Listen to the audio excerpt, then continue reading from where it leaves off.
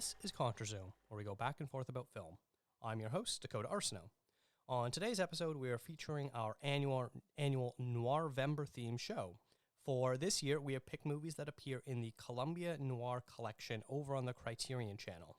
This collection was made to help celebrate Columbia Pictures' 100th anniversary and showcase one of the most prominent and popular genres in their history.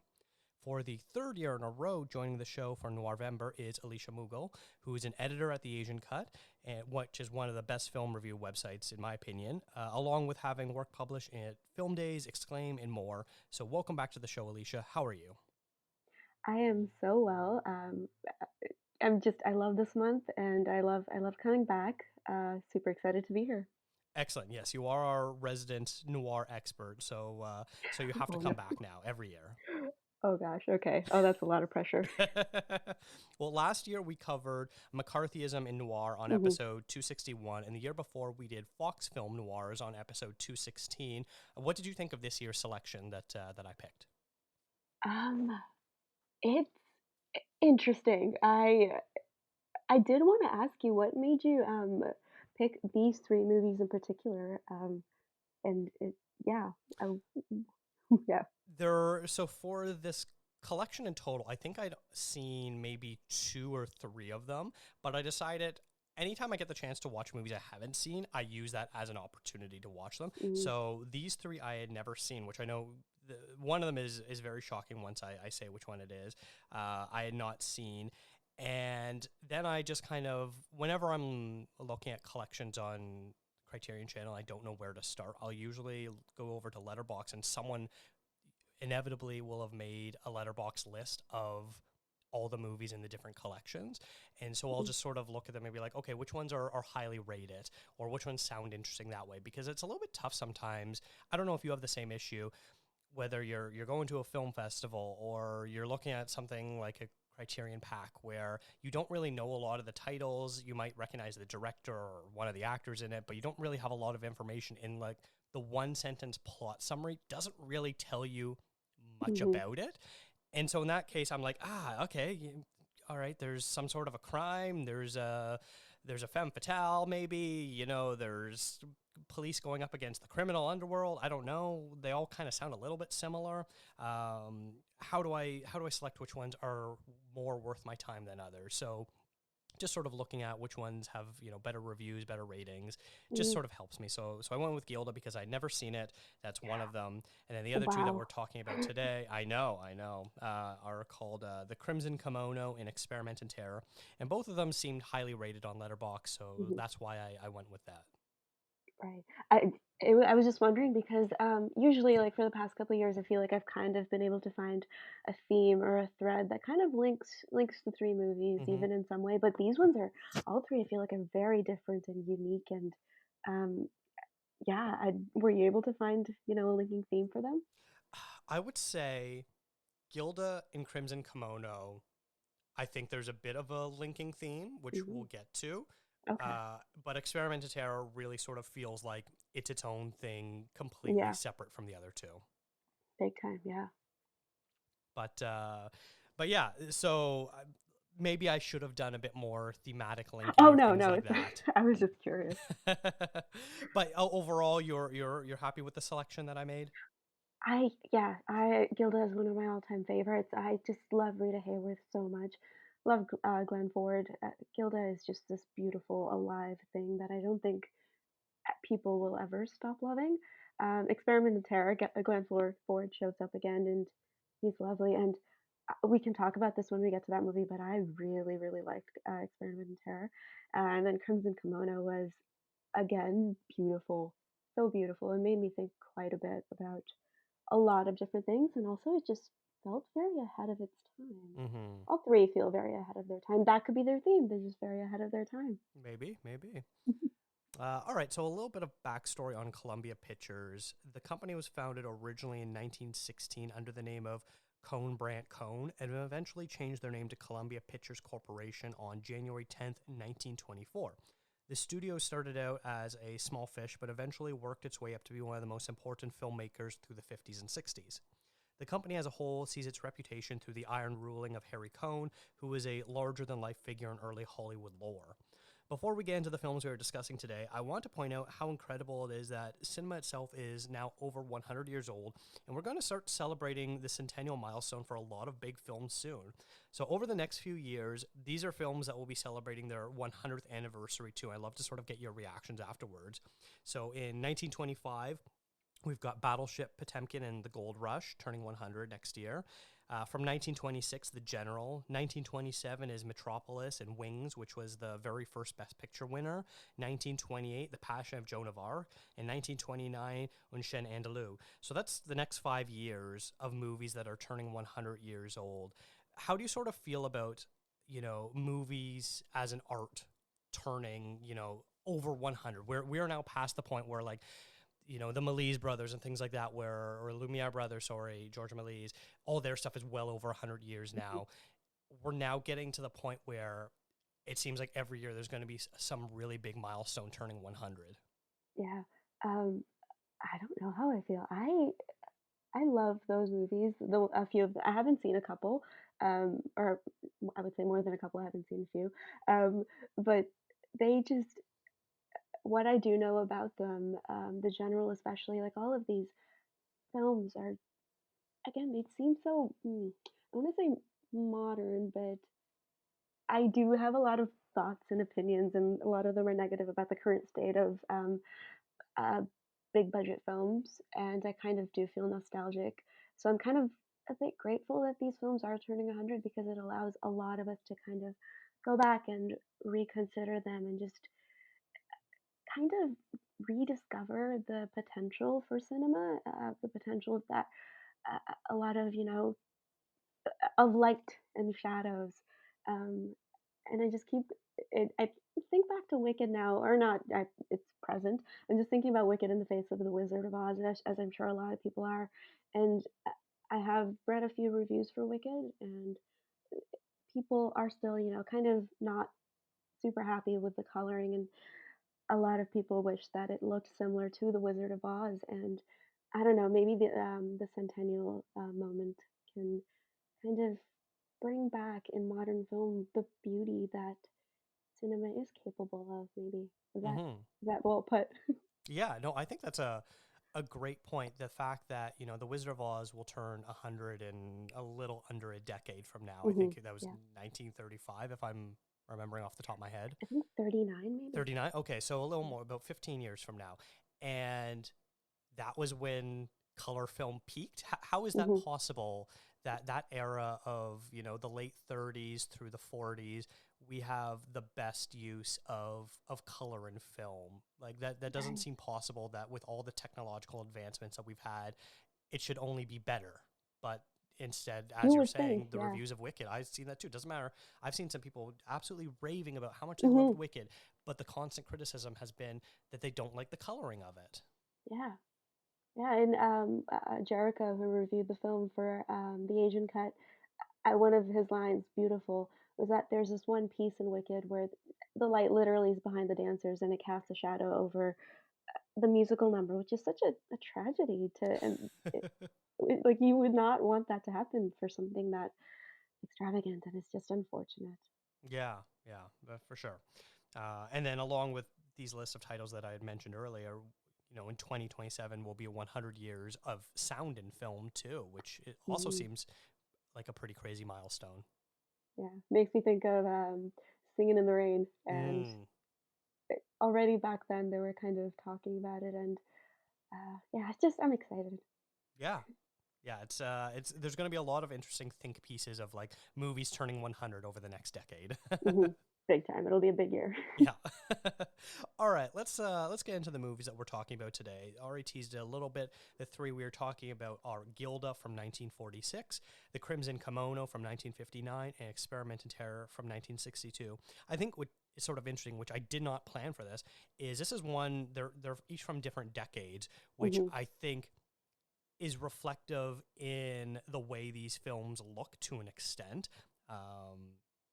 In terms of the quality of film stock and things like that. Not that movies couldn't look good in the 40s, but I saw a bit of a better improvement in the way maybe it's the preservation or something with Experiment in Terror. It looked a little more crisp and clean compared to Oh yeah. Gilda. Oh yeah. I do get what you mean. Yeah. Hmm. But let's start off with Gilda, which, like I said, came out in 1946 and was directed by Charles Vidor. And the plot summary is a small-time gambler hired to work in a Buenos Aires casino discovers his employer's new wife is his former lover. So, like I said, I had never seen this before. So, and you said that you love this. I'd love to hear a little bit about what your relationship is to this film. Like, when did you first see it, and what makes you connect with it so heavily? I first saw it. I don't really remember it. It must have been like a. It was in my adult life, so maybe like 5 years ago or something.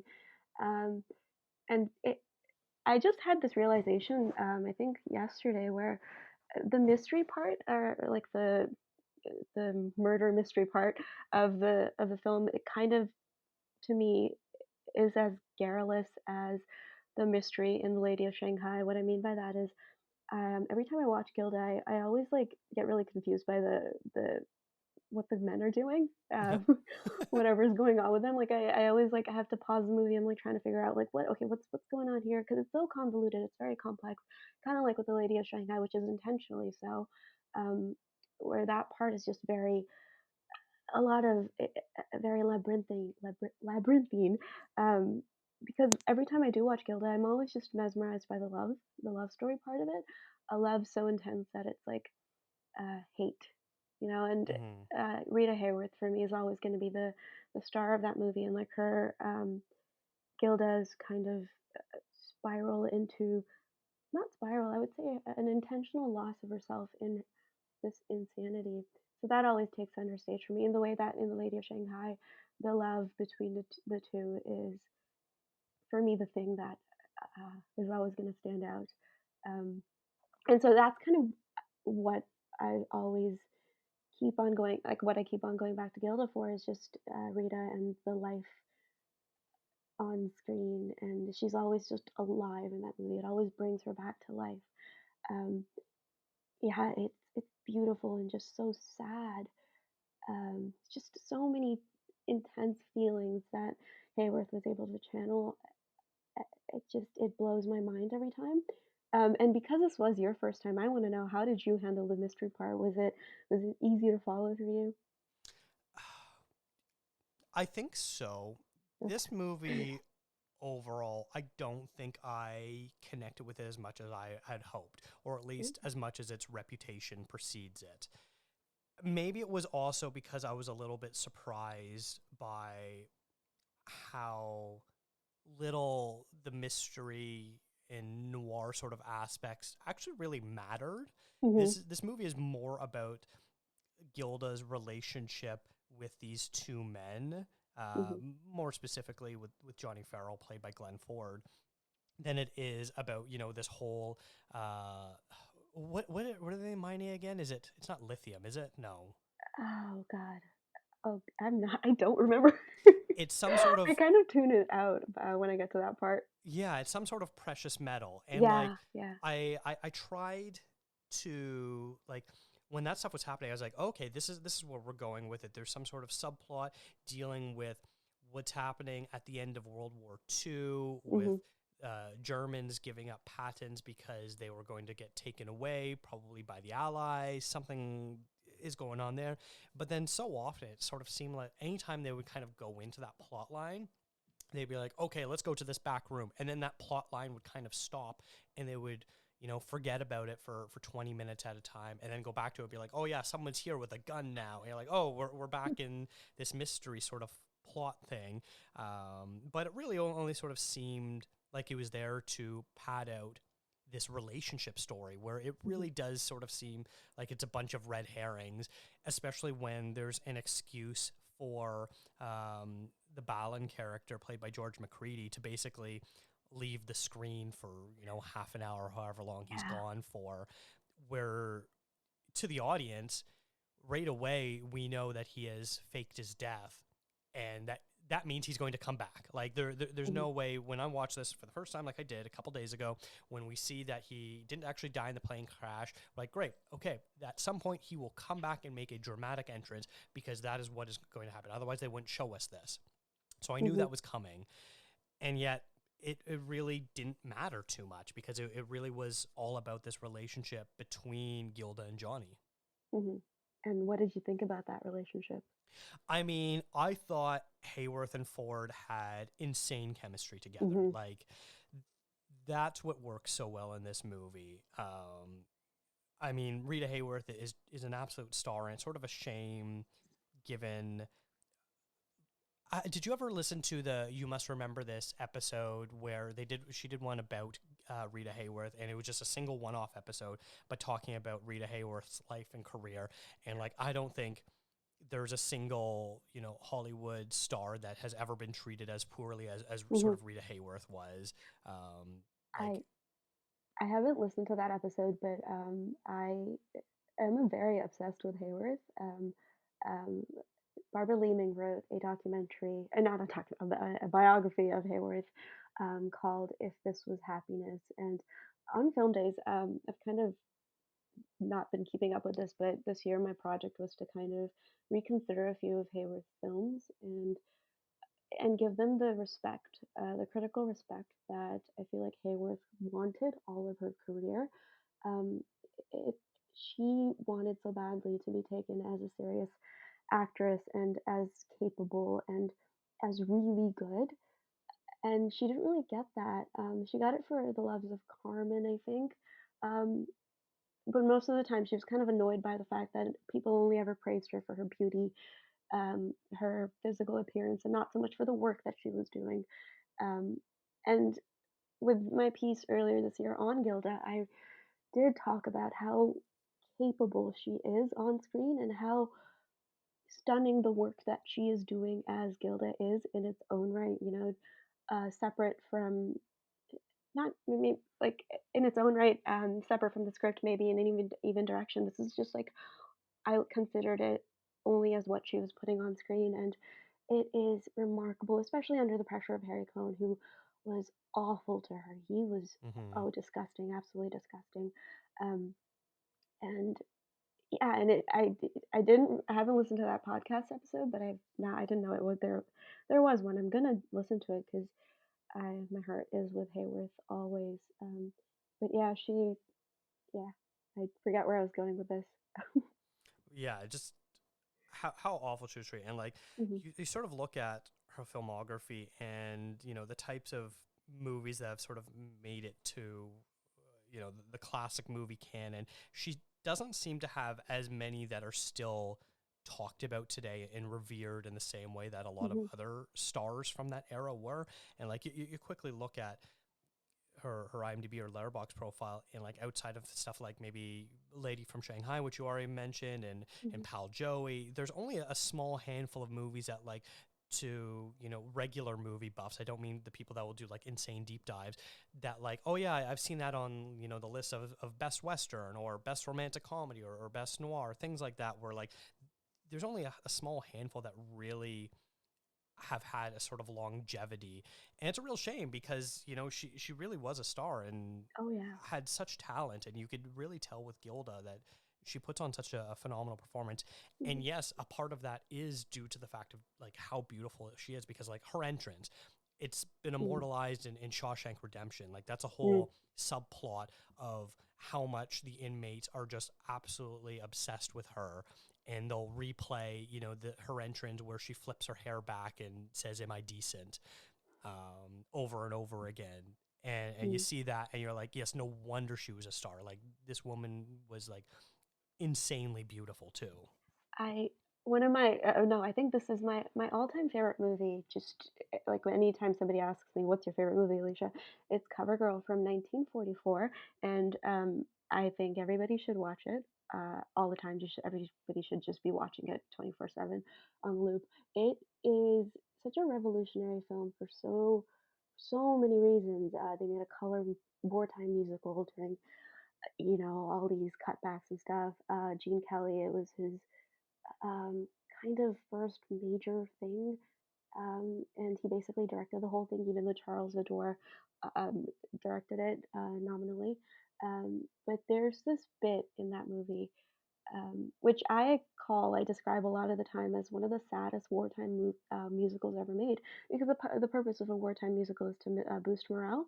But Hmm. this movie is super sad, and it's sad for the most part because of Hayward's performance as Rusty Parker. And there's a scene in it where she's so sad, she gets drunk for the first time, and she's just like losing it, and she plays, and I'm bringing this up for a point. She does such a good job as like a sad drunk woman, and this kind of comes back in Gilda, where the dance number, the Blame It on Mame, that famous striptease one. She also loses herself in that moment because she's drunk and stuff. And it's not because she's drunk; it's because she's so sad.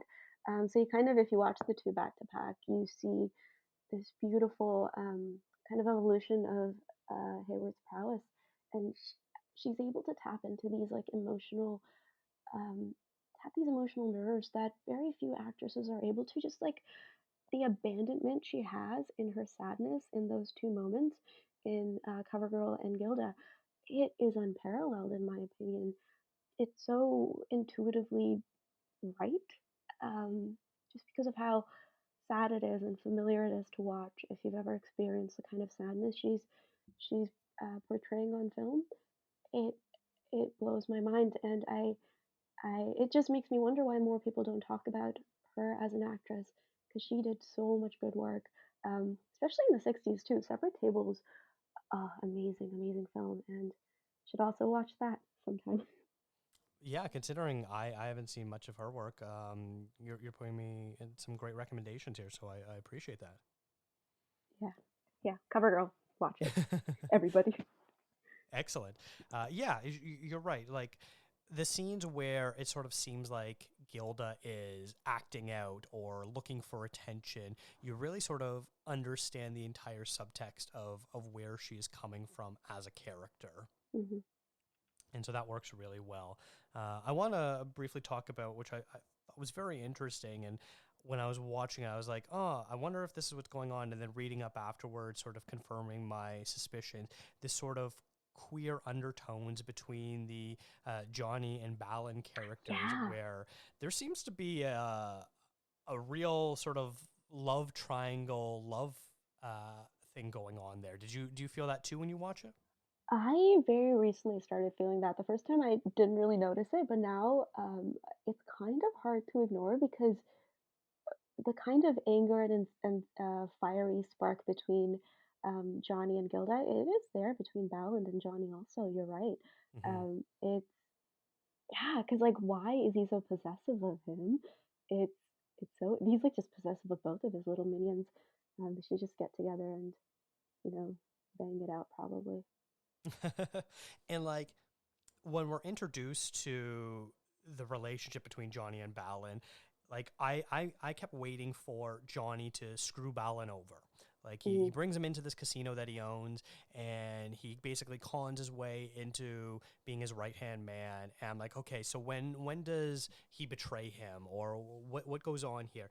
And he basically, stays loyal to them the whole time, Mhm. even when we believe, well, Johnny believes that Balin has died, he continues to still work in Balin's best interest, even though he's no longer there. And he could be using it to sort of enriching himself or making himself more powerful.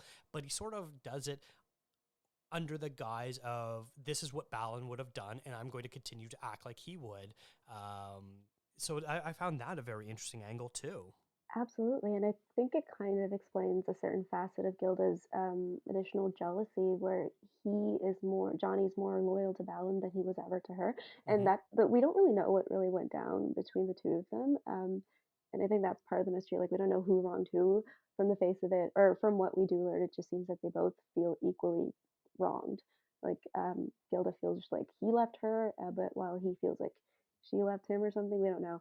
But you're right, he is loyal to him more than he was ever to her, which is interesting. Is super um, sexually charged, obviously, but yeah, super super cool and very again ahead of its time. Yes, yeah. And so it's just sort of funny reading afterwards where they're like, "Oh yeah, we didn't plan on it." And Glenn Ford's like, "Yeah, I see how people can understand that." I was like, "Oh, all right. Well, at least they're honest." Because unlike, I think of something like Ben-Hur, where there's clearly queer undertones to that, and Charlton Heston was like, "No, there was nothing like that." It's like, buddy, we all can see what was going on screen. Exactly. Yeah, you can't deny chemistry, and there is all the chemistry on Gilda is palpable. Yeah. It's so And well in the it was sort shadows of and interesting reading a bit more about Glenn Ford and just like how prodigious of an affair haver he was. But the one constant was Rita Hayworth, where they oh yeah. basically had an on and off relationship for like 40 plus years. Do you know near the end of her life, when she's before? So what happened was to her was that she started getting Alzheimer's, and nobody really knew what Alzheimer's was at the time, and so everyone just very unfortunately thought she was just drunk all the time, which I do think she had alcoholism and stuff like that. But Glenn and Rita, they were neighbors, and a lot of the time, I think a few times Rita would not recognize that it was him when he would be coming over, and she would just like chase him out of her yard, um, because she didn't recognize him. But he stuck by her. Their friendship was beautiful. I'm sure their relationship also would have been very interesting, but their friendship was he was really lovely to her. Even though in Gilda she did knock out of one of his teeth in that Yes. scene when she slaps him, which he Yeah. takes like a champ. Yeah. Yeah. Yeah, for sure.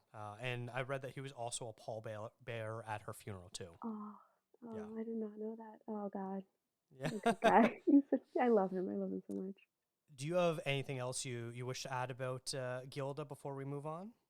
Um, I would say that it would be an interesting double feature with Lady of Shanghai, because I feel like Orson Welles with Lady of Shanghai is taking a lot of what the tropes present in Gilda, broad strokes, and kind of travestying them in Lady of Shanghai, which I would argue, now that I have learned quite a bit about the film, it is almost a satire or parody of noir, especially noir of Gilda's ilk. Um, so watch the two together. Interesting things are happening, especially with love triangles, because you do have like something similar up here in Lady of Shanghai, and a weird, oily kind of possessiveness from the much older man. Um, yeah, and Wells does very interesting things with it. Interesting. Yeah, I haven't seen that, so I'll have to check that out because I've always wanted to as well. True. I'll sort of say the last thing for me is the narration in this movie really doesn't work for me. It's sort of Mm, done in a way similar to Sunset Boulevard, whereas with Sunset Boulevard, we know at the beginning it's a dead man narrating his life, and so he sort of has this omniscient point of view, and that's how it feels with Gilda, even though I don't really know why Johnny has an omniscient point of view. yeah, How does he know things that he's not a part of? And so because of that, I think the narration doesn't really work for me, and it almost feels like Glenn Ford didn't want to do it because he says it, his whole narration is very monotone for me. yeah, yeah. Especially like when he does speak to Gilda's state of mind, like when she's rolling around on the bed, for a woman who's supposed to be such a mystery to him, how does he know all this about her? I do agree. It seems very an attempt, I guess, to be maybe like double indemnity and stuff like that. Maybe, Yeah. but it just didn't work here. Yeah, where that seemed like that was them trying to make it more noir. Yeah, Because otherwise, this movie doesn't really feel very noir-esque. I, Like, there's it does to me. elements. Yeah, it does to me with mostly because of Rita Hayworth. She brings a femme fatale and then some. Hmm. But I think I'm just biased because I just love her so much. Um, Mostly it does. It does just seem kind of like a, oh no, profile is going too far. It does just seem a fleshing out of of the femme fatale in a way that maybe the typical noir wouldn't. So it does Yeah. seem a bit uneven in that way, but I don't know.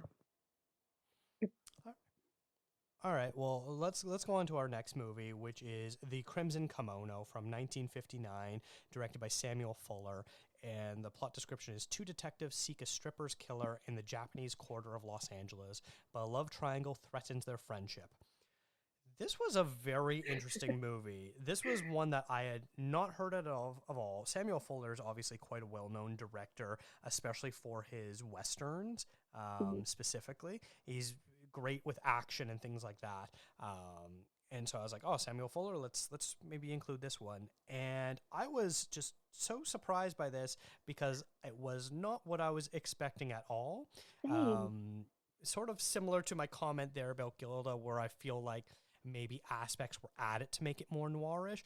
I feel the Crimson Kimono is sort of similar, where this is a relationship drama that just so happens to be bookend by noir storytelling, Mhm. because for large portions of this movie, they completely eschew basically anything about this mystery of trying to find the killer, to instead just be a relationship love triangle sort of thing that's going on here.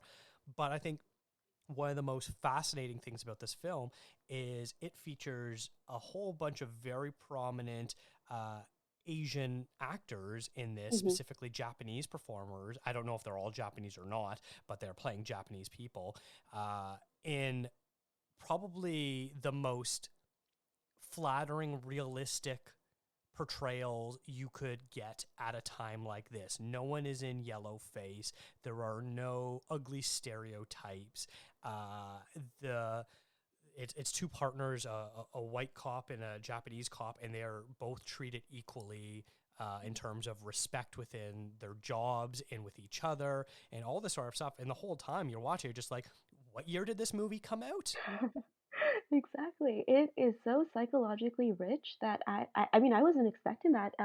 James Shigeta um, blew me away, and I just I I I feel like even more than being about a love triangle, or I guess it would be, but I think near the in the third act, maybe the exploration of I forget what his character's name is.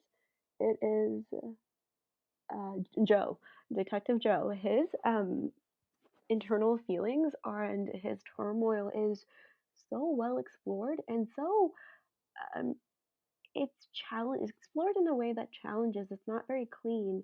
It's very he's got really prickly feelings that aren't ironed away neatly at the end. They kind of like I love the end where he asks his partner, "Are we still partners?" And he's just like, "No, we're not," but they're still okay. Maybe they'll work on their friendship. Maybe it'll get better. But it it's so well written, and you're right, no stereotypes at all. They the characters are very well respected. I would so I was reading its Wikipedia page, and one critic, so in 2007, a critic named Gina Marchetti, she argued that the film portrays racism as only existing in the deluded minds of his victim, and I get where the that statement could be coming from in the sense that um, so what happens with the love triangle is that Joe believes that um, when he tells his friend that he loves the white woman that who he also loves. He believes that his name. I should probably know his name. James. No, not James. That's not his name. Charlie. Glenn. Oh, Charlie. Sorry. Yeah. Uh, Charlie.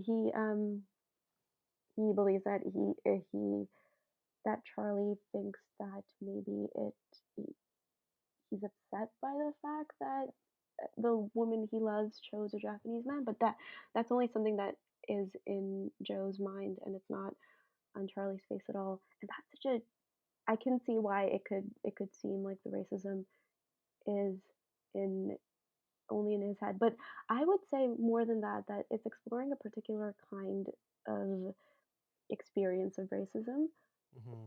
And I think it does it very well and it's not superficial at all where you as a racialized person you kind of have these apprehensions and one of your biggest fears is that the person you love, which in this case would be his best friend, feels these racist sentiments towards you. So it's a very, very, very beautiful exploration of these apprehensions.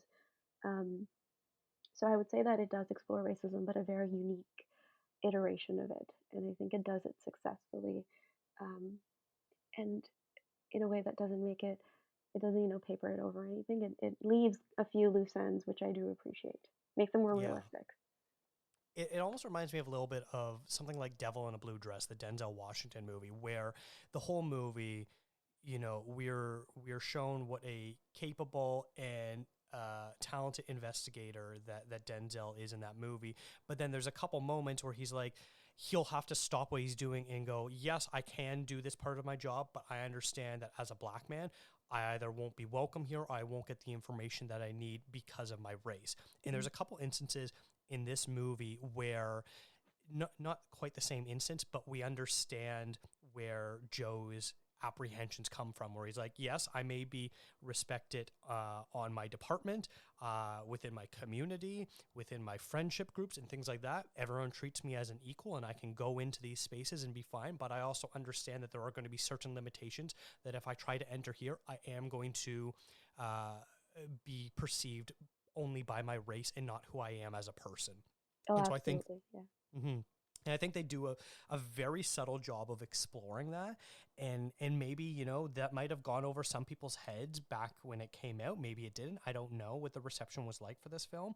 But watching it today, I definitely noticed that Joe was always aware of what room he was walking into Mhm. and how much control he had in those rooms too. One of the most beautiful lines, I think, is near the end where he's like, "Am I Japanese American? Am I American Japanese?" Mm-hmm. And that is such a, oh God, that just struck me because that is such a thing that so many, immigrant people or, first generation people of color feel like in Canada or in the States. We're like, who are you? What would be our identity? And the way that this film does it, and with so much sensitivity, it's wild. I did not expect this kind of intelligence. I don't know why that just says more about me. I did not expect this intelligence from a movie from the 50s, and it it blew me away. It's beautiful. Mm-hmm. And I think, I brought up at the beginning of this with sort of lack of stereotypes. And I say lack of stereotypes because if you were to, maybe highlight individual characters, you might see that. But when you are dealing with a story like this, when you have multiple different Japanese characters, you can have someone who is just there to be comedic relief. You can have someone there that's just to be the sort of karate expert, the Hmm. martial arts expert. You can have someone, but when you have a whole bunch of these characters and they can interact with each other and people can have different uh, moods and levels and opinions and in the way they interact with the world, then that's not when it's no longer becomes a stereotype. When it's something like Breakfast at Tiffany's, where you Oh, just have one person playing an Asian hmm. character, then it becomes a stereotype, especially because it's also a white person. But even so, like you could point to any other, you know, sort of movie where there's only one black character or one Asian character or whatever the different ethnicity is.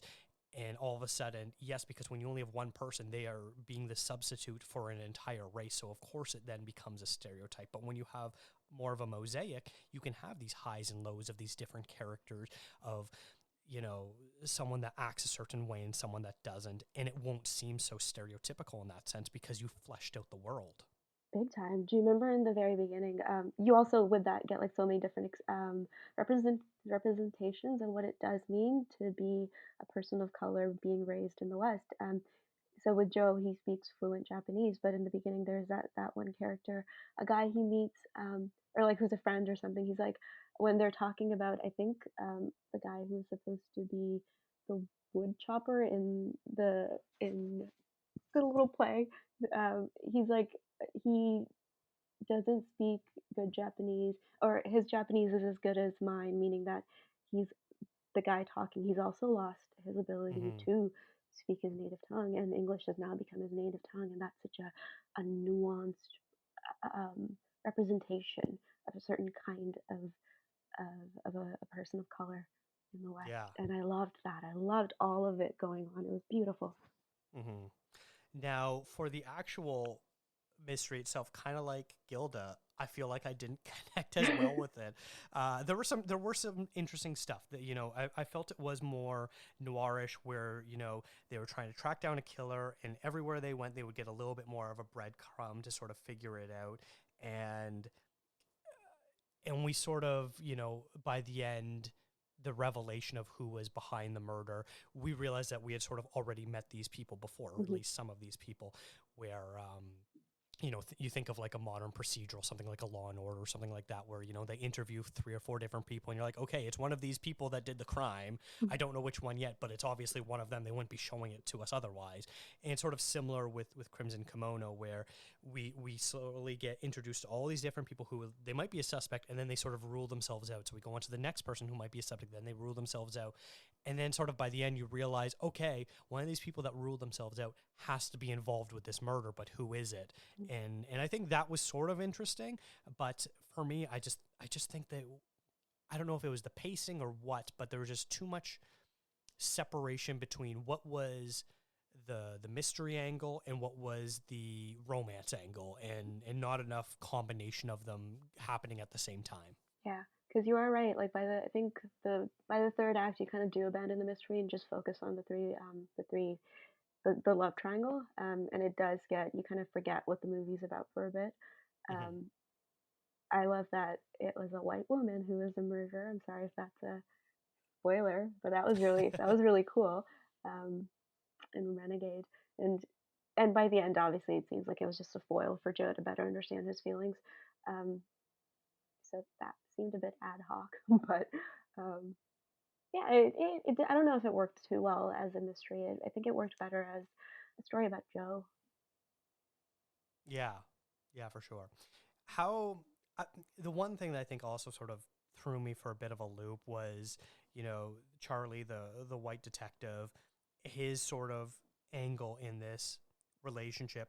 I I don't think they how do I say this? I don't think they showed us enough doubt in Christine to show that she wasn't interested in him. Now, Yeah. obviously, Charlie is much more forceful in his affection. He's the one that repeatedly asks her out.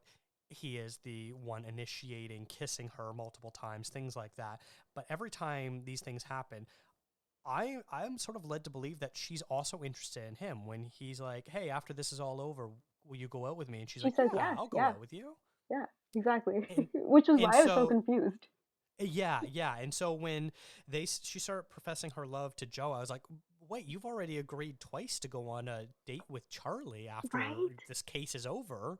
What's going on here?" I think it would have been better suited for her to be a little bit more non-committal towards Yeah. Charlie's advances.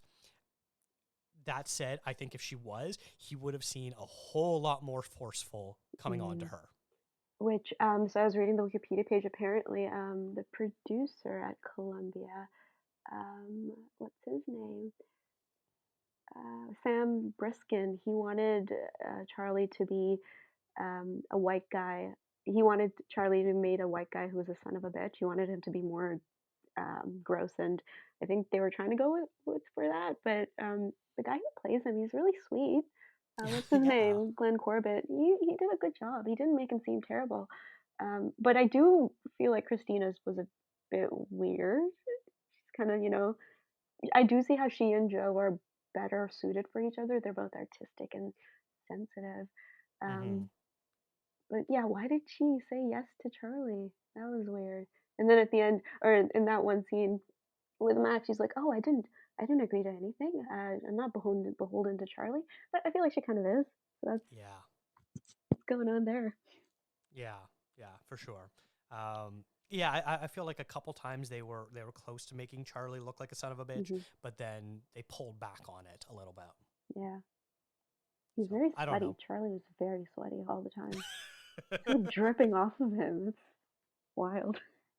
Yeah, because there was also like the other painter, Mac, I believe was her name, where I'm like, okay, these two have definitely hooked up Oh, big before. time. Yeah, they yes. And you know that by the end they're gonna also do that. Yeah, So yeah, 100%. Which maybe what is, you know, it's sort of unfair to Mac, where it oh, sort of feels like she's going to be the rebound for him. yeah. What I am curious about is the choice with Mac. Why did so? Do you remember near the beginning when she gives him a phone call and um, she has like a scoop for him, and he's in bed, he's waking up, he answers the phone, and then there are these like little flashes of like Mac continuing to drink. what were they trying to do with like her alcoholism? Were they trying to say something? But I feel like they didn't really say. It seemed like they were going to, but they didn't. Was it just that women can be alcoholics too? Did you get any sense of Yeah, that? I felt that too, and like it was one of those things where every scene that she would appear that she would be drinking, I would sort of make a note and then just kind of forget about it because Hmm. nothing would come of it.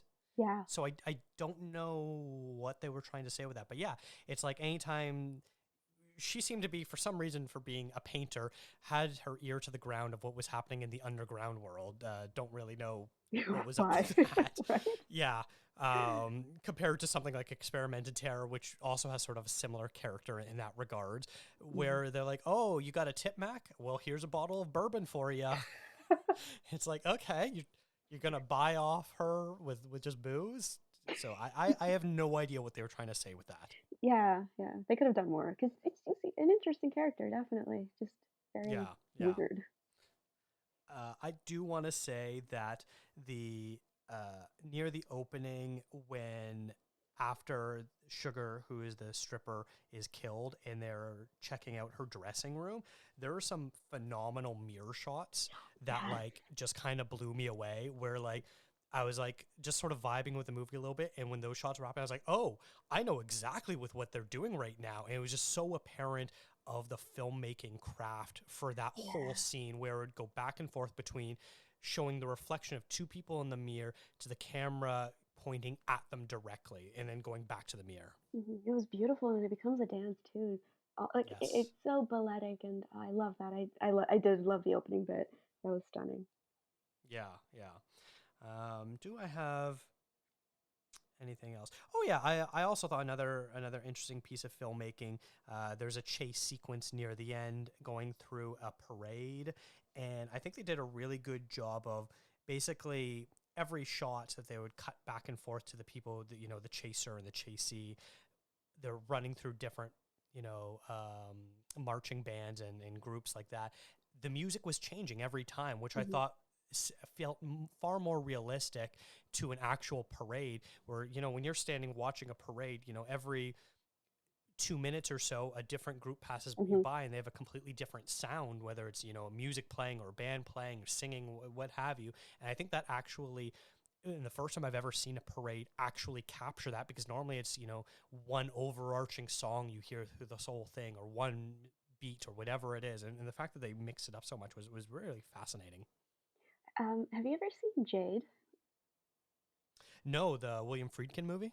Yeah, I don't know why, but so there's a chase scene also in Experiment of Terror, but this one I don't, because I think Jade also takes place in San Francisco. Remember that chase scene in, I think, during, it's also during a parade. I don't know why I was reminded of it, because the Friedkin one, I think it's supposed to be a parody of chase scenes, and I don't. Okay. Uh, I feel like I don't know. There's some just reminded me of it. I don't know. I just thought to bring it up. Interesting. Okay. Yeah, no, I didn't know about that. But yeah, that was just something I found kind of fascinating. All right. Shall we move on to our last film then? Yes, please. Okay, yes, I'm very excited for this too. The last one that we're going to talk about today is Experiment in Terror from 1962, directed by Blake Edwards. A man with an asthmatic voice telephones and assaults clerk Kelly Sherwood at home and coerces her into helping him steal a large sum from her bank. Wow, this movie was incredible. Right from the very opening sequence, where we've got this mysterious man who is in the garage of this woman, and he's in complete shadows and she's in complete light. Hmm. And other than seeing his hand around her throat, whispering in her, well, he's whispering in her ear, we don't see anything that's happening on his side Hmm. of the equation. And it's right away just so unsettling and upsetting to watch this happen, and the things that he's whispering to her, knowing every little detail about her, from like her measurements to where her sister goes to school and where her neighbors are and the time of day that she leaves her house. What a phenomenal and creepy opening that just absolutely hooked me into this movie. Did you feel the same way? Absolutely. I am obsessed with this movie. It's my first time watching it, and holy cow, it's terrifying. Oh my Yes. God. So right now I'm also reading Carol Culver's Men, Women, and Chainsaws. And this movie is such a good early slasher. It, Hmm. it oh, A plus. It does become kind of like this weird little almost like an infomercial for the FBI, like this is how we work. But Yeah. aside from that, oh gosh, and I love how near the end it is only at the end who when they tell us the actor playing the bad guy, which is a very good way to maintain the suspense. Such a good movie. Yeah, we spend so much of this movie not even seeing this character's face. Just his voice. Um, just his voice. We see a couple shots of like maybe just his mouth when he's on the phone, and then we finally sort of see his whole body when he's in his bedroom, but we don't actually see his No. face. It's a good chunk of the movie in until we see it, and I didn't even realize it at first. I'm like, oh, they're actually revealing who he is finally. It almost sort of reminds me a little bit of maybe something like the way they handle the character reveal of the murder in Seven, Ooh. um, where we just spend so much time not knowing who this person is, and the mystery is just part of the fun of trying to figure out who is behind, this terror, this experiment in terror, we'll call it. But yeah, it just sort of hooks you right from the beginning. And it's almost a bit of a thankless performance in that sense what is this actor's name? Ross Martin, who Yes. plays him. A bit of a Yes. thankless performance by him because we don't see him. We just sort of hear him, and I assume this is an affect that he's putting on for his voice, this sort of asthmatic wheezing that he does, where we don't really see him till the end, and he's such a unlikable, disgusting Yeah. person that like I don't know. Like I wouldn't be surprised if they offered this to a bunch of actors and they're like, "What do you mean you don't show me until the over an hour into the movie?" Like I'm sure so many people rejected this role first. You say that they don't show him, but I want to bring up that they do you remember when I think it's crucial or it's very noteworthy that the only time we kind of do get a full glimpse of his face is when he's dressed as a woman, Yes. um, which so Carol Clover, she is the scholar who coined final girls and all the theory around that, but she also writes quite a bit in as part of that theory about what the bad guys or the villains in these movies are like. Um, and you see it a lot in Psycho, where you have these very feminized men.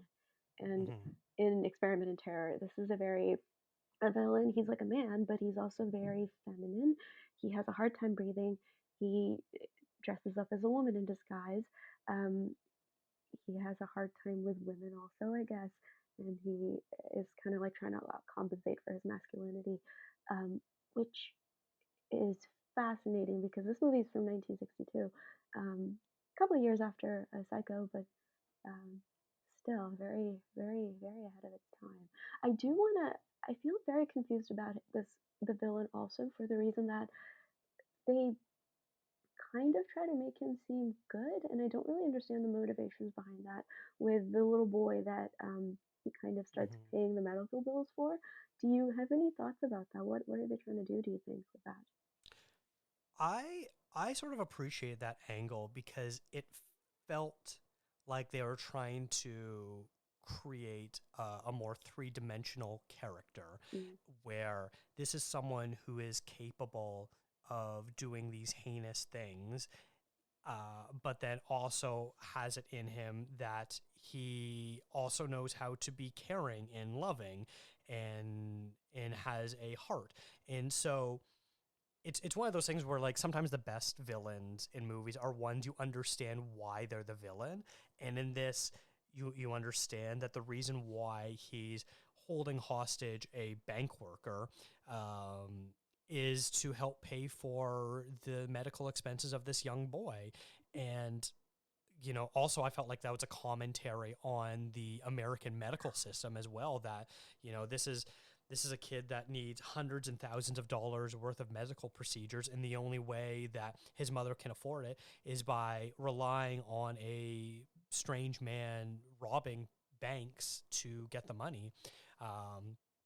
He says early on that he has killed 2 people before and he'll kill again. I don't know how much I believe he actually has killed people before. He has, though, That remember? Apparently in Oklahoma, he did the same thing, but he ended up killing the 23-year-old woman because she didn't want to cooperate. right, Yeah. yes. So, Which sort of seems like that wasn't his intention, mm, and but he is willing to go to any extent needed to ensure that he will get the money that he needs to help pay for this kid. mm. Do you think some of So it could be that he's just a gross pervert and that the mother, she's the one who's kind of like channeling his grossness toward maybe a good deed? Because he just seems like I kind of mean, like a loose cannon almost. yeah, I wasn't too sure how in the know the mother is. Oh, okay. Like that's not clear enough Yeah. whether she is, sort of willfully deluding herself into believing that he's doing this all for a good cause, or she supports him, or she legitimately did not know until Glenn Ford's detective character tells her. I don't quite know. I think there is some sort of involvement that we don't understand. Yeah. Uh, but I think that also sort of adds to the richness of her character too, that Mhm. she is willing to do what it takes to save her son. Mhm. Yeah, it's very complex and yeah, Yeah. yeah. I wouldn't I would not I would absolutely understand why people would maybe be offended by this movie in terms of the portrayal of potential queerness, or the way they're depicting this this man, like you were saying, his sort of his impotency, his lack of intimacy, his potential, dressing up in women's clothing, whether that means that this is sort of the era using queer stereotypes to be like, see, look, queer people are bad and Yeah. not good. Like, I would understand if someone sort of came away and be like, yeah, this is a pretty problematic movie. Mm. I understand that, why people would feel that way. I think in today's lens, we could hopefully look at it and see it understanding both what they were using for was just tropes, but then Oh also yeah. maybe it also was a little bit of they were inserting some ugly stereotypes too. Yeah, I think what make maybe the filmmakers wanted to do was kind of because Psycho was so fresh still in cultural memory, Yeah, they're trying to be like, oh, he's a bit like Patrick Bateman. That's his name, right? yeah, Patrick. um, yes. and I always get his name confused with American Psycho's name. Um, but yeah, I think they were just trying to make it be like, oh, a sadistic killer has to properly dress up in women's clothes. But theoretically, though, I think what Carol Clover was trying to say is that tropes wise, that a lot of the time is what ends up happening in slashers, where if the final girl is going to be a masculinized woman, the villain has to be a feminized man. Um, Yeah, and that kind of is just how the balance works in these films. For a proto slasher, it's very on the dot with what Kara Clover says. That's very interesting. yeah. hmm Also, it's Norman Bateman is in Psycho and Patrick Bateman is Ah, American Psycho. see, that's why I always get them confused. I'm so sorry.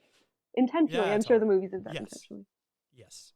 Um, I've been watching a lot of giallo films recently, and Mhm. this sort of felt like a proto giallo because what they were basically doing over in Italy was taking noir films and making them more into slashers, which then sort of gave rise to the American slasher. So it's sort of like this roundabout Ouroboros, a Yeah, genre eating a genre. big time. Yeah. Visually, this movie is stunning. I love the shadows and oh god, that one scene that keeps coming to my mind. I think they're walking up to the courthouse. Maybe it's just you see all the people. They're just dressed in black, and then the buildings are in white, and the blacks look so velvety, and the white looks so clean and cold. It's it's so cool to watch. Yeah. You mentioned when uh, when the bad guy was dressed as a woman with those glasses on, Mm, with it like kind of giant Coke bottle glasses, and his eyes are just massive. that It was very terrified me. unnerving. Yeah, yeah. If I was a kid watching that, I'd definitely have nightmares about I think I did. I I'm pretty sure I it. did. But when I was watching it yesterday, my heart stopped for a beat. I was like, "That's terrifying! Holy cow!" Yeah, Because just he's just smiling with his little face. yeah. Just such a good job. And then there's the scene when he visits this other woman, which I don't think that's fleshed out enough what Yeah, her connection is. I kind of wish they went a little bit more into it, other than the fact that like it shows what that how bad of a guy he is. yeah. But basically, she makes mannequins or paints mannequins. I don't really know, but either way, we got this really creepy shot of all these mannequins hanging from the ceiling, and then she goes into her bedroom and realizes that he's standing amongst the mannequins, which is really creepy. And then the reveal that he hung her up like a mannequin afterwards was also really creepy. That bit, that sequence, just with the mannequins and then revealing of her murder, masterfully done. And that very is very much as I can see the giallo connection there. It seems Yes. like it's could be out right out of that. So creepy. It's very subtly creepy, this movie, where they have like tiny things to kind of freak you out. And then the fog, and then also like the misdirection with like um there's first that bit where she's going to that Roaring Twenties bar, and then she gets picked up by a man who thinks she thinks is the guy, but it ends up not being. And then later on, they're doing the stakeout of the house. A man shows up in a car, and they think it might be him, but it's not. Mm-hmm. It's just another drunk man. So it plays on like ideas of masculinity and like the predatorial gaze a lot of women are under just like 24/7 maybe. That Mm-hmm. was a very interesting little inkling that we got here. Lots of misdirection, Hmm. which is nice. Always love that. Yeah, yeah. I love the score in the movie, especially the opening theme by Henry Mancini. I Yeah. think is a terrific. Got the slow bass line going. Throughout the whole movie, the score is incredible, but specifically the opening sequence was great. Also, I'm obsessed with the fact that the neighborhood is called Twin Peaks. It's wild. Apparently, this movie was a huge influence on David Lynch, and Really? specifically Twin Peaks and other films that he did. Huh. Interesting. Yeah, I had no idea. I didn't yeah. even This know. is where he got the name for it. What? Oh my gosh. That's so cool. Yeah, Wow. yeah. They really use San Francisco quite well. Like San Francisco has always been a bit of a good setting for noirs Hmm. because it's that in Los Angeles. Obviously, because you're in California, it's easier to shoot there. But they use those two cities so well, and specifically in this movie, San Francisco is used very well. The fact that rolling fog will sometimes just come in without a moment's notice and sort of cloud everything. They use that to their advantage. And probably one of the better sports sequences I've seen, the way they utilized the baseball stadium. Yeah. And clearly, I don't know if they were shot part of the game, the real game, because apparently that was a real Yeah, game I the think they night did. the ticket stub. But then they also must have like included reshot inserts of like the pitcher and the catcher and things like that clearly wouldn't have been done on the day of the game the way Hmm. it was set up, but it's edited so seamlessly that it works really well together, and it's integrated well to add to the suspense of we don't know where this guy is in this stadium. I also love the final moments of the film where he dies on the baseball diamond. What Yes. it's very on the nose, the metaphors there, but it like after that chase, it's a grueling chase also. So the chase scene, that one, going through like the little crowds and they're moving so slowly because it's such a packed situation. That even more reminds me of the chase scene in Jade because the Jade chase scene keeps coming back to mind because of how slow and grueling and just slowly violent it is. Like you have a man driving his car through a bunch of very slow moving people and everyone's just moving so slowly and it's horrifying to watch. And it kind of is something that happens in Experiment in Terror where it goes on for a while and it's almost queasy making. And then to finally have it end with that enormous little cornering of the man on the baseball diamond with a helicopter above and I don't know. I think that was a beautifully done film. I love it. I think it's a new top five for me. Oh, really? Okay, yeah. I Maybe. think anytime you see those like prompts on social media of like name an underrated movie, I think this is going to be one that I'm going to be going to of like you should check this movie out. This is really a good movie. Same, same. So good. And it's also surprising the fact that it's directed by Blake Edwards, who, is most famous for doing the Pink Panther films and Victor Victoria. Like he does a lot of comedy, broad comedy, and such an unnerving, creepy film that does really, like, you like when I told you that David Lynch was heavily inspired by this, can you not see exactly like Absolutely, yeah.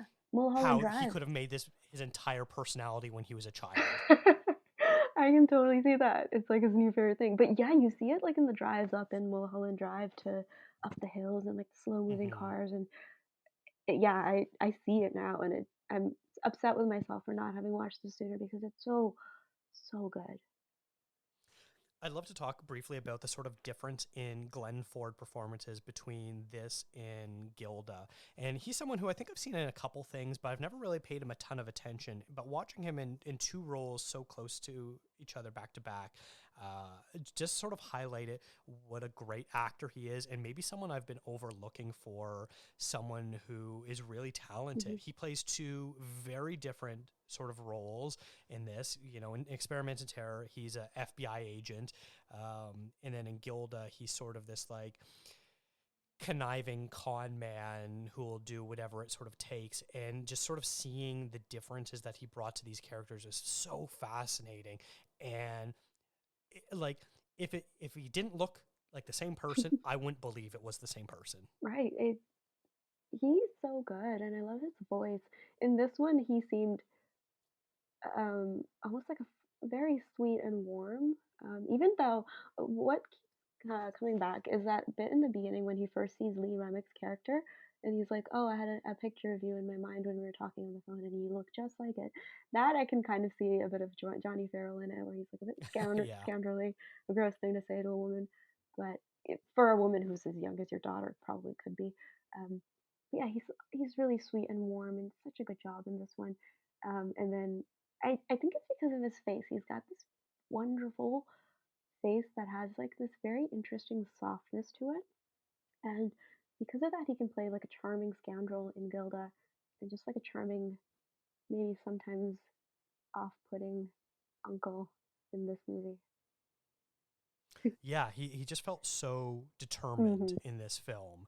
And, you know, some of my favorite types of movies are like investigative journalism movies and things like that, where it's so much about what are the facts, how do we learn more. And I sort of felt that that's what his character was doing in this film too, where, you know, I hate watching movies where the characters are dumb. Yeah. And in this movie, all of these characters were smart, like including, I would say, the Leah Remick character Kelly. She's put in a very difficult situation, and even though she ends up, you know, robbing the bank when she's told that she shouldn't, we understand why, because she's put in a position that that is the smart thing to do for her character in order to protect her sister. Hmm. And so everyone in this movie, I think, acts very intelligently, which I really appreciate. Yeah. It, I love that Kelly. They don't make her like this, bumbling, weepy woman. She's strong. She's taking care of her sister. She's also She's terrified. scared. Yeah, she's Yeah. terrified. She screams. But the moments that the frames spend on her face, she is a marvel. You see all the thoughts going across in her eyes and her eyebrows, and she's scared, but she's also thinking about, what to do. Because I think it's a solid 10 minutes that, well, not a solid 10 minutes, we're probably around 10 minutes in the opening sequence of In the Garage. And it's Oh, just yeah. her face and his Mhm. voice and it's so good. Yeah, they did a really good job with that, and I sort of appreciate it all the ways that they use to make these characters much more rounded, and I appreciate that. You did mention the sort of aspect of there's a quite a bit of basically being an FBI Mhm. enrollment commercial in Yep. this, where he's like, "Oh, I'm a G-man. Oh, do you carry a gun? Yes, I do, I but I don't don't use it. shoot Yep. anyone." By Yeah, the end of the film, he's killed and what, like 3 people? yeah. Oh, wow. Yeah. So that part definitely was a little bit cringy, and I feel like that was, you know, maybe their way of softening it and making sure we understood that the bad guy was really the bad Hmm. guy and the FBI are the good guys. And that's clearly, you know, a 2024 lens looking back and being like, ooh, this is very transparent of what they were doing. Yeah, big time. Maybe the FBI needed some good PR then. I don't know. I mean, I feel like throughout the history of policing, they've always needed good PR. Yeah, this one did. But no, you're right. One of my favorite scenes is when Red calls Kelly, and she wakes up and she's like, "What? What do you want? I'm sleeping." And she's just so fed up with him. He's like, "You're not being nice." I'm like, "What? She just woke up. Why would she be nice? You Yeah. disturbed her sleep. Go away." That was such a good scene. It really was. Yeah. Yeah. Yeah, I feel like we've kind of covered everything in Hmm. this. Like this is how you light and shoot a noir movie. Like Absolutely. the the different levels contrasting the darks from the whites. It was just all so stunning to look at. So I appreciated that. And sort of similar uh to the Crimson Kimono, I also thought that there was pretty decent Asian Yeah. representation in this film too, where the characters are just sort of living their lives, and other than the fact that the killer seemed to have a preference for Japanese women, uh, there really isn't sort of anything else that I would personally describe as being unsavory or Yeah. unflattering towards Asian Americans or Japanese representation. Yeah. I love that they also just show her speaking.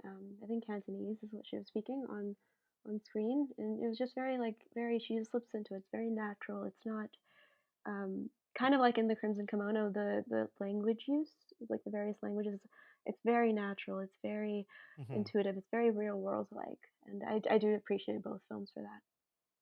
And interestingly enough, how neither film uses Yes, subtitles. Uh, and they sort of will have like a short conversation in their language, and then they'll sort of turn to the other characters as basically audience surrogates and be like, okay, so this is what we just said. exactly. Yeah.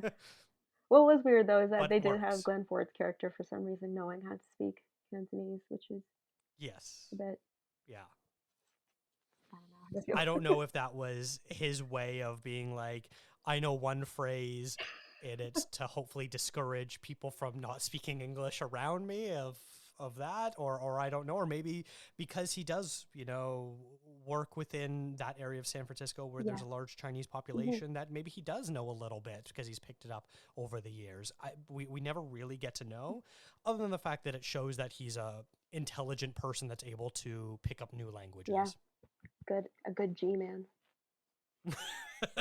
A very good Gmed. Yes, yes. All right. Do you have anything else you wish to add about experimental terror or all these movies together? If there's any sort of through line you want to Mm. discuss. Um, I'm not sure if there maybe the I feel like for Experiment in Terror and the Crimson Kimono, the through line could be love triangles. Wait, no, not love triangles. Mm-hmm. No, for Gilda and Crimson Gilda Kimono, and love Crimson triangles. Kimono. Yes. Experiment in Terror and Crimson Kimono could just be San Francisco. I am so grateful that you allowed me to watch Experiment in Terror because, like I said, I am reading the book right now, and it's like really sliding into place, and it's making a lot of things come into focus, and it 60s were a very interesting time. I think Peeping Tom comes out around this time. No, it came out in Mm-hmm. 1960 also.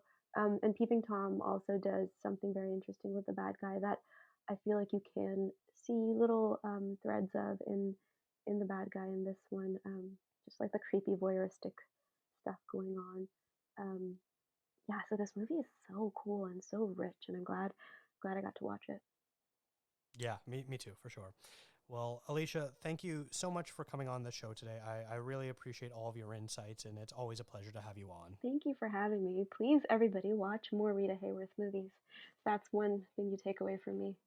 All the Rita There you Hayworth. go. Do your homework. Where can people find more of your work, and what have you been working on lately? um, recently, I think the most recent thing I did was for RogerEbert.com. I analyzed um, a kind of heroine and horror I've been noticing. So the piece is called Silence as Salvation, the modern femmes in horror. Um, and that one I'm really proud of. I talk about red rooms, lovely, dark, and deep, and in flames, and check it out. Really exciting Oh, piece. I loved Red Room, It's all so good, yes, I right? will check that out. Hey, okay, good. Yeah. Amazing. And then, do you wish to plug any social media platforms or anything like that that people can find your work as Sure. well? I am on Twitter and Blue Sky, all as Alicia MGL. So ALISHAMGL. And please come say hi. It'll be nice to have friends. Fantastic. I will make sure to link to those in the show notes and including your Roger Ebert piece that you mentioned just there as well. Yes, please. Thank you so much for having me, Dakota. Of course. This has been a That Shelf podcast. Visit thatshelf.com for more great film discourse. Follow the show on Instagram, Threads, and Blue Sky at ContraZoomPod. What are your thoughts on these noir films or any noir films you've been watching this November? Let us know. Leave a comment on Spotify or send us an email. Thank you to Eric and Kevin Smale for the theme music and to Stephanie Pryor for the logo design. If you like to listen to podcasts on YouTube, we do post all episodes there as well. And if you really like the show, consider tipping us on coffee. Thanks for checking us out.